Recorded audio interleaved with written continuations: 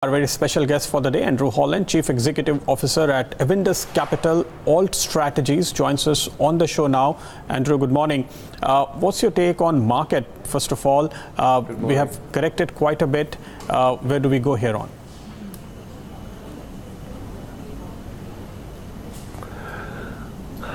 Well, we've been expecting this correction for some time, so it's probably not a big surprise.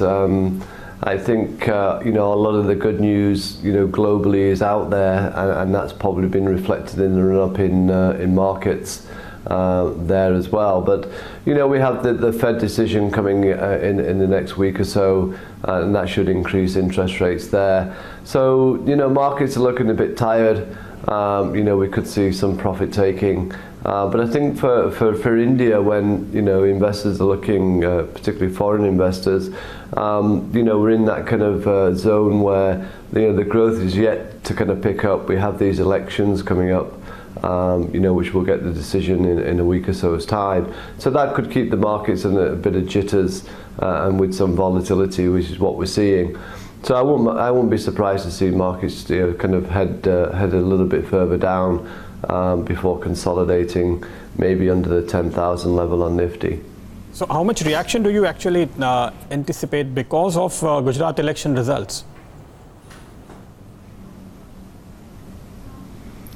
It's usually a 1 or 2 day kind of sentiment impact, because it doesn't really impact the economy, but just gives us a flavour of what the BJP might have to do going forward. But I see it as being more of a short-term kind of sentiment impact rather than a long-term kind of impact, whether positive or negative.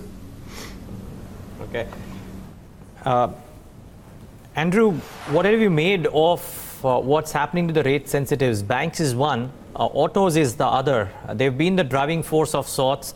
November numbers not all that bad, maybe failed to meet market expectations a little bit. Richly valued, or would you believe that there is more in store? And if so, what pockets within the auto space would you bet on? So no, we think the auto space. I mean, in certain stocks, we're still bullish on the auto sector. We think consumption will still kind of continue to increase, and that will benefit both two-wheelers and four-wheelers.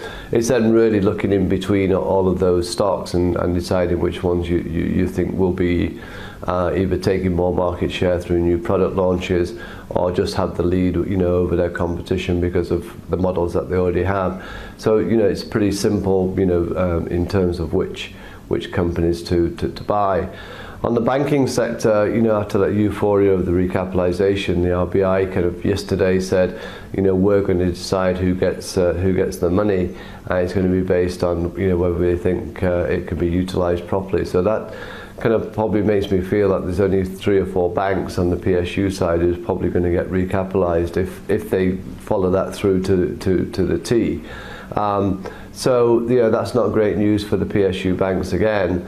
But until we get the details of exactly what they're going to do, then we'll probably sit on the sidelines a little bit with PSU banks.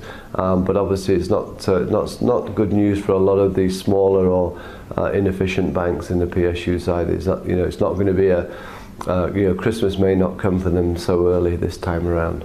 There's a Credit Suisse note today, Andrew, and they believe, and everybody is of course entitled to their opinion, but they believe that some of these highly valued NBFCs could now start underperforming, and maybe some of the well-managed PSUs, not the entire bucket, but maybe the large PSU. They have mentioned the largest PSU bank, naturally so, might actually be an outperformer. Would that be an exceptional mover, SBI, one? And would you believe that some of the expensive, richly valued NBFCs could underperform over the course of the next 6 to 9 or 12 odd months? See, I think you're always going to get pockets or periods of time when the NBFCs will underperform as the valuations kind of consolidate. But if I'm correct on what I've just said on the PSU banks, then it's going to be the private banks and the NBFCs which continue to take market share from the PSU banks, and that's really why you're going to see huge amounts of growth. And then obviously with areas like affordable housing and that whole housing market is going to be a a good area for both the banks and NBFCs going forward. So I'm really kind of bullish on the overall financial sector, just that there's pockets within it where I think there's more hope than really kind of fundamental reason to buy it, and that's goes back to the PSU Bank. So I think there's still a little bit more to be played out in this, but let's see. I think I need to see the fine detail of the recapitalization to really work that out. But the RBI gave us a good clue yesterday of what they're thinking, and they're thinking only the better managed or well capitalized, or certainly better capitalized than some of them, PSU banks are the only ones there that will see any kind of money given to them going forward. Well, we just hope that the Department of Financial Services agrees, because RBI also said that the final details will actually come from the government, from the Finance Ministry.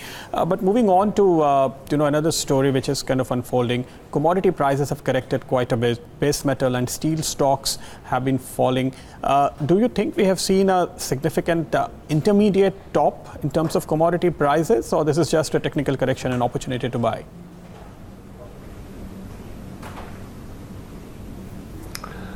I think it's an opportunity to buy, actually, because if again we're correct that global growth will pick up with world GDP kind of growing at maybe towards 4% next year, this is going to be a fillip for both commodity prices and oil prices going forward. So again, you've had a great run, and you're always going to see these kind of periods where prices will correct.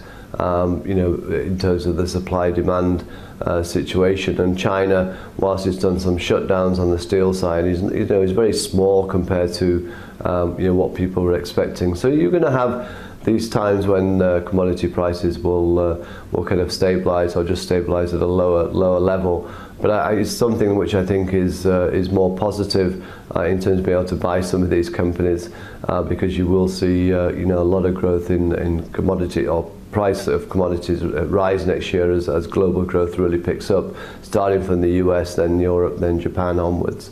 So I'm more bullish commodity prices going forward, but in the short term, along with markets, we might just see the first kind of fall in global markets, including commodity prices, since the beginning of the year, actually.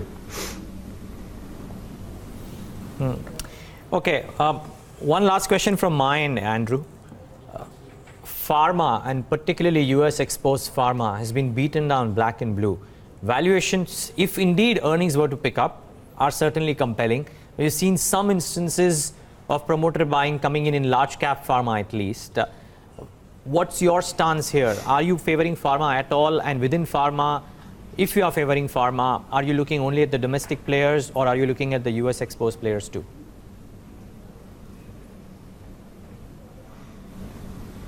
So with pharma, the only reason we'd be looking to do anything in pharma is if we felt that there was a lot of turmoil in the bond markets globally, which would have the rupee depreciate here, say towards the 67, 68 level. It's a good place to hide. But fundamentally, nothing's changed for pharma. So they're going to continue to be beaten black and blue for a bit longer yet, I'm afraid, because that generic story is going to get more and more difficult in terms of margins. So if I'm going to look at pharma, I'm probably going to look at domestic pharma, but then again, the government is looking at price controls there. So it's not a sector I feel comfortable kind of rushing into yet. Yes, valuations are looking more and more attractive, but it's not compelling. And until it's compelling, then I'll just avoid the sector for the time being. Do you like some of the stories in, say, logistics or aviation?